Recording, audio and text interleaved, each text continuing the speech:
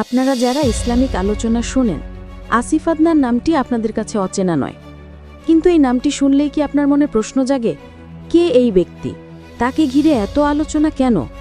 কেউ তাকে বলছেন সময়ের সেরা ইসলামিক স্কলার, আবার কেউ কেউ তাকে কাঠগড়ায় দাঁড় করাচ্ছেন বিভ্রান্তকারী হিসেবে। আসিফ আদনানকে নিয়ে আমাদের মনে যে অস্পষ্টতা বা ভুল ধারণা রয়েছে, আজ আমরা তার সেই মুখোশ উন্মোচন করব। দেখব আসিফ আদনানের আসল পরিচয় কি, তিনি কি সত্যিই তেমন যেমনটা তাকে দেখানো হয়? তাহলে চলুন দেখি আসল সত্যটা কি। আসিফ আদনান জন্মগ্রহণ করেন বাংলাদেশে। শৈশব থেকেই তিনি মেধাবী ছিলেন। স্কুল কলেজ জীবন কাটিয়েছেন সেন্ট জোসেফ ও নটরডেম কলেজে। এরপর ঢাকা বিশ্ববিদ্যালয়ে অর্থনীতিতে অনার্স ও মাস্টার্স করেন। এখানেই শেষ নয়, তিনি মালয়েশিয়ার IIUM বিশ্ববিদ্যালয় থেকে আরও একটি মাস্টার্স সম্পন্ন করেন এবং বর্তমানে PhD করছেন। তিনি ব্যক্তিগত উদ্যোগ ও গভীর অধ্যবসায়ের মাধ্যমে আরবি ভাষা এবং ইসলামিক বিজ্ঞান, বিশেষ করে তাফসির, হাদিস ও ফিকের উপর ব্যাপক পাণ্ডিত্য অর্জন করেছেন। প্রচলিত মাদ্রাসা শিক্ষা ব্যবস্থার বাইরে থেকেও তিনি নিজেকে একজন নির্ভরযোগ্য ইসলামিক গবেষক হিসেবে প্রতিষ্ঠিত করেছেন। 2013 সাল থেকে তিনি ইসলামের দাওয়া ও গবেষণামূলক কাজ শুরু করেন। লেখালেখি, সেমিনার ও গবেষণার মাধ্যমে মানুষের মাঝে দ্বীনের বার্তা পৌঁছে দিতে থাকেন। আসিফ আদনানের আলোচনা মানেই অনেকের কাছে বিতর্কিত প্রসঙ্গ। প্রায়শই তাকে কট্টরপন্থী বা বিভ্রান্তকারী হিসেবে আখ্যায়িত করা হয়। অভিযোগ ওঠে তিনি নাকি সমাজে বিভেদ তৈরি করছেন, উস্কানিমূলক কথা বলছেন। তার কিছু বক্তব্যকে নাকি ভুলভাবে ব্যাখ্যা করে সমাজে ছড়িয়ে দেওয়া হয়েছে, যা তার ভাবমূর্তি ক্ষুণ্ণ করেছে।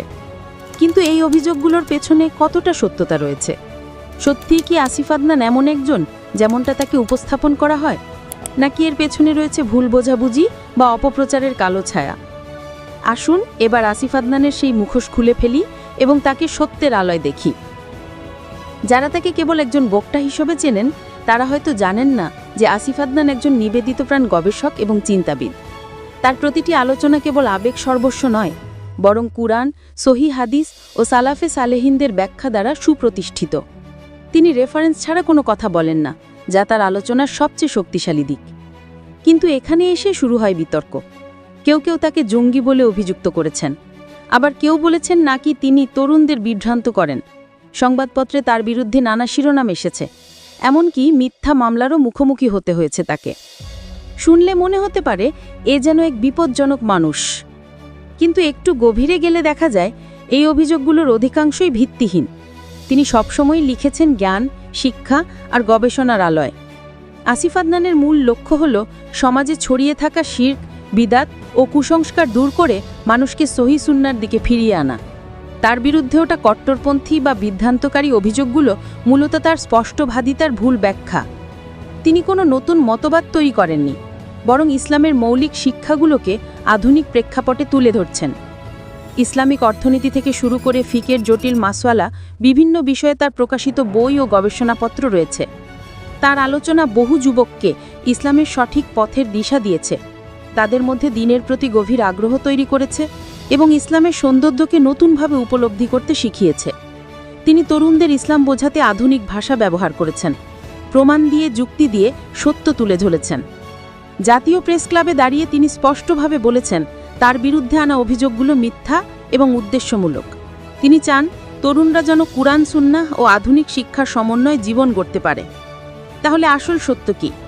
সত্য হলো আসিফ আদনান কোনো মুখোশধারী মানুষ নন, বরং তিনি একজন নিবেদিতপ্রাণ ইসলামিক গবেষক এবং লেখক, যিনি শিক্ষিত সমাজে দ্বীনের সঠিক বার্তা পৌঁছে দিতে নিরলস চেষ্টা করে যাচ্ছেন। তাহলে আসিফ আদনানের মুখোশ উন্মোচন করে আমরা কি পেলাম? আমরা পেলাম একজন শিক্ষিত, মেধাবী গবেষক এবং নিবেদিতপ্রাণ ইসলামিক চিন্তাবিদকে। তার বিরুদ্ধে ওঠা অভিযোগগুলো বেশিরভাগই ভুল বোঝাবুঝি অথবা উদ্দেশ্যপ্রণোদিত অপপ্রচারের ফল।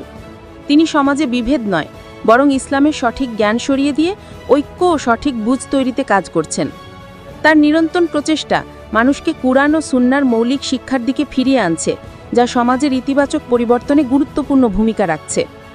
যারা আসিফ আদনানকে নিয়ে দ্বিধায় ছিলেন, আশা করি এই ভিডিওটি তাদের সেই সংশয় দূর করতে এবং তাকে সঠিকভাবে বুঝতে সাহায্য করবে।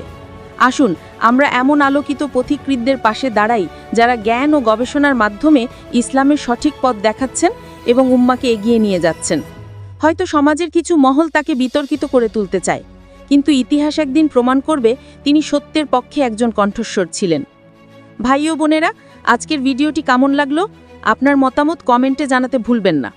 আর হ্যাঁ, নতুন নতুন চিন্তাশীল ভিডিও পেতে চ্যানেলটি সাবস্ক্রাইব করে পাশে থাকুন।